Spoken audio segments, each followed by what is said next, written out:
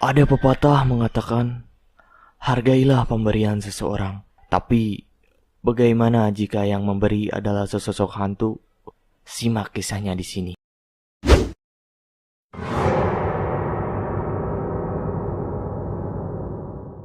Oke, selamat datang kembali di acara podcast teror, podcast terseram dan terhoror. Bersama saya Bang Jack. Kali ini saya ditemani oleh seorang pemuda. Dia seorang mahasiswa yang pernah mengalami kejadian horor. Dirinya pernah diteror oleh sesosok hantu wanita. Bagaimana kisahnya? Oke, tanpa basa-basi lagi, kita sambut. Ini dia teman kita. Halo, nama saya Bara. Kisah ini bermula pada saat saya tinggal di daerah Bogor. Di daerah Bogor terdapat salah satu gedung yang sudah menjadi bangunan tua sejak zaman dulu. Gedung tersebut adalah sebuah bekas bangunan gedung film. Waktu saya masih kuliah, saya sering lewat sana jalan kaki sendirian. Sebelumnya saya belum pernah mendengar adanya kejadian horor di tempat itu.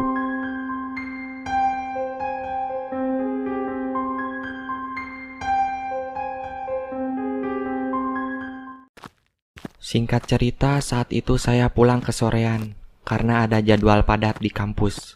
Tadinya saya mau naik angkot, tapi angkotnya sudah gak ada yang lewat saat itu. Dan saya memutuskan untuk berjalan kaki saja.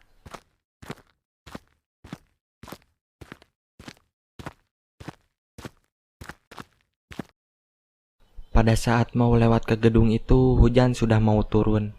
Maklum kan, kota Bogor terkenal dengan kota hujan. Saya pun mempercepat langkah saya, tapi hujan sudah gerimis. Terus lu kehujanan dong.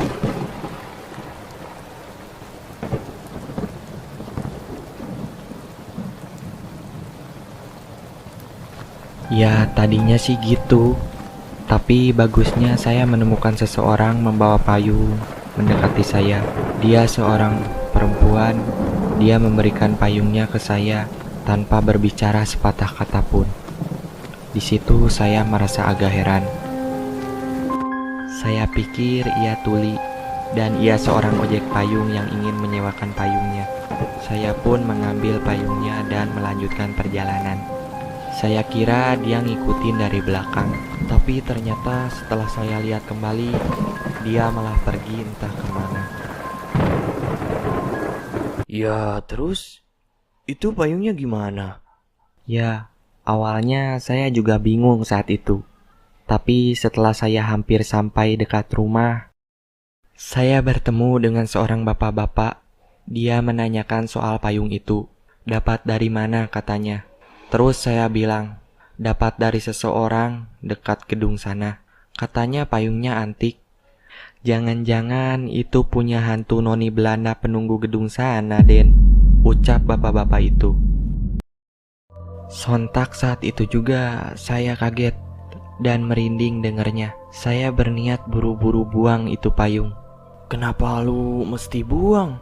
Saya takut kalau hantunya ngikutin saya, Bang. Setelah saya buang itu payung, hal-hal aneh mulai menghampiri saya. Malam harinya ketika saya tertidur, ada suara aneh mengetuk-ngetuk jendela kamar saya. Saya merasa sangat terganggu saat itu. Lalu saya mencoba cek ke arah jendela. Saya menemukan seperti bekas telapak tangan penuh dengan darah dan seperti ada bayangan lewat di luar sana. Kejadian itu terus berulang. Sampai suatu ketika saya sadar dan berpikir, mungkin saya harus mengembalikan payung yang sudah saya buang itu ke tempatnya, agar saya tidak terus-terusan diteror hal aneh yang menimpa saya ini.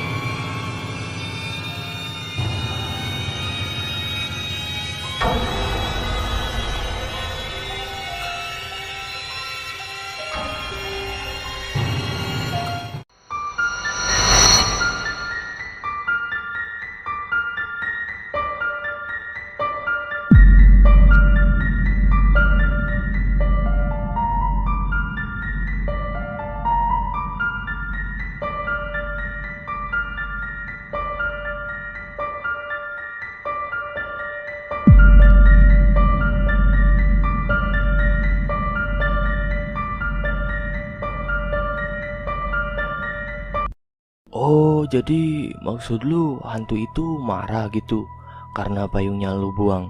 Ya, bisa jadi, Bang. Setelah beberapa waktu saya diteror, saya berniat untuk mengembalikan payung yang sudah saya buang itu ke sana.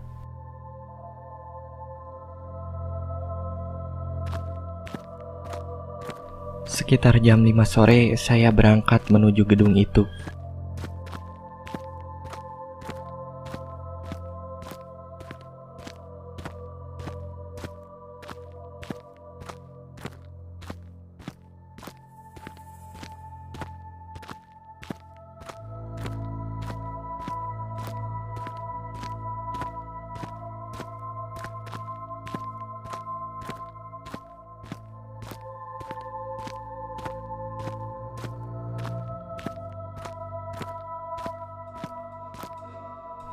Setelah sampai di sana, saya tidak menemukan siapapun.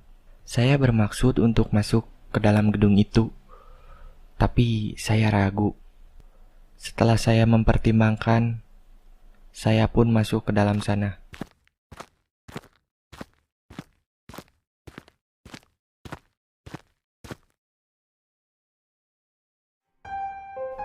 Ketika saya berada di dalam sana, ternyata tidak ada siapapun. Yang saya temukan hanyalah kursi-kursi bioskop yang tertata dan kelihatan sudah tua. Saya coba berpindah ke jajaran kursi paling depan sana. Dan saat itu juga saya mendengar ada suara pintu terbuka dari arah kursi paling belakang. Saya melihat ada seseorang yang dari kejauhan terlihat siluetnya doang.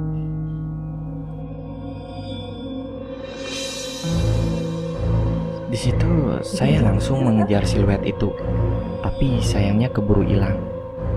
Ketika saya berada di sana, saya merasakan aura yang berbeda, seperti ada seseorang di belakang saya.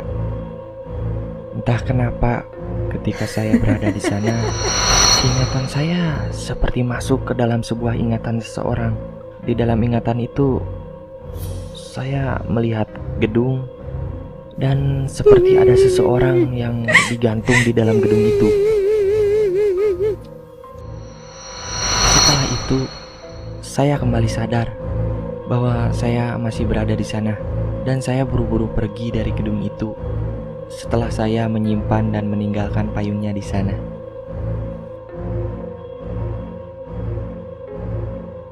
Semenjak itu, saya tak pernah lagi diteror oleh hantu itu. Kayaknya hantu itu udah kenal banget sama ente.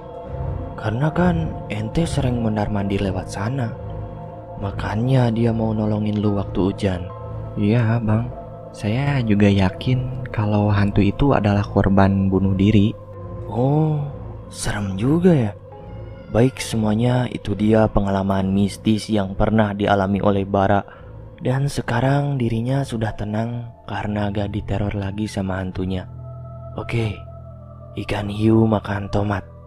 Sampai jumpa lagi di acara podcast teror, podcast terseram dan terhoror berikutnya. Bye.